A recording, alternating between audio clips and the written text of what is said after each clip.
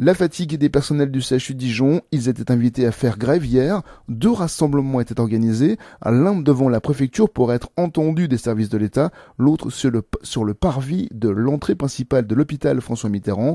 Aides-soignants et infirmiers dénoncent une baisse des effectifs alors que leur temps de travail augmente, ce qui n'est pas sans conséquence, notamment pour les patients.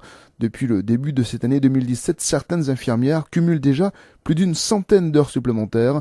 Hugo Sastre a voulu en savoir un peu plus sur le quotidien des personnels du CHU. Le quotidien de Julie, infirmière en pneumologie, c'est de ne plus pouvoir prendre le temps de discuter et de dialoguer avec les patients. On nous demande de faire plus avec moins. On passe d'un patient à l'autre, on a la main sur la porte en se disant vite faut qu'on parte, voilà. Et on expédie un petit peu les gens. Aujourd'hui c'est le sentiment que moi j'ai et je pense qu'il y a beaucoup de mes collègues qui ont ce sentiment-là. On n'a pas fait ce métier-là pour faire ça. On n'est pas là pour courir, à faire des prises de sang, faire des pansements à la chaîne. On est là pour prendre soin des gens. C'est des gens qui sont malades, qui ont besoin d'attention, qui ont besoin de temps, qui ont des difficultés psychologiques quand on leur apprend des grosses maladies. On peut pas leur dire bonjour, vous avez le cancer et puis fermer la porte. Mais aujourd'hui, c'est ce qui se fait. Cela conduit Marie Messier, infirmière en réanimation cardiaque, à déplorer la perte du côté humain de son métier. C'est au départ ce qu'elle était venue chercher lorsqu'elle avait voulu faire ce métier. Nous, si on a fait ce métier, c'est justement pour être auprès des gens, pour répondre aussi bien aux attentes de leurs inquiétudes, pour les soigner évidemment. On reste dans le soin, mais le soin, ça englobe pas que la technicité, ça englobe aussi l'humain. Et l'humain, je le retrouve de moins en moins. Et malheureusement, pour moi, c'est une vocation ce métier et l'humain en fait énormément partie.